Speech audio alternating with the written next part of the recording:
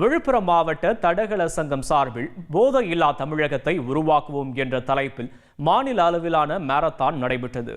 மாரத்தானை மாவட்ட ஆட்சியர் பழனி, தமிழ்நாடு தடகள சங்க மாநில செயலாளர் லதா, விழுப்புரம் மாவட்ட தடகள சங்க தலைவர் பொன்னுசாமி கார்த்திக் உள்ளிட்டோர் கொடியசைத்து தொடங்கி வைத்தனர். வெற்றி பெற்ற வீரர்களுக்கு முன்னாள் எம்பி கௌதம சிகாமணி, தடகள சங்க நிர்வாகிகள் ரொக்க பரிசு வழங்கி பாராட்டினர்.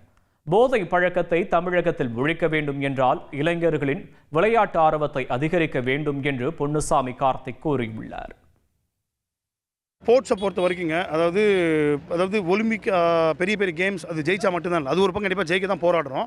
அதே சமயத்தில் ஸ்போர்ட்ஸில் நல்லா பார்ட்டிசிபேட் பண்ணி வரும்போது நல்ல கவர்மெண்ட் ஜாப்ஸ் கிடைக்கும், அதுக்கு எதுவும் நல்ல கரியர் அமையும் சார் அவங்களுக்கு, அதுக்கு ஏற்ற மாதிரி இருக்கும். ஸ்போர்ட்ஸ்ன்னு வரும்போது யாராக இருந்தாலும் ஸ்போர்ட்ஸ்ன்னு வந்தாலே அது போதைக்கு அகைன்ஸ்டானது. போதையை ஒழிக்கணும் அப்படின்னாக்கா மற்ற எல்லாத்தை விட ஸ்போர்ட்ஸ் அஸ் ஃபர்ஸ்ட் ப்ரியாரிட்டி.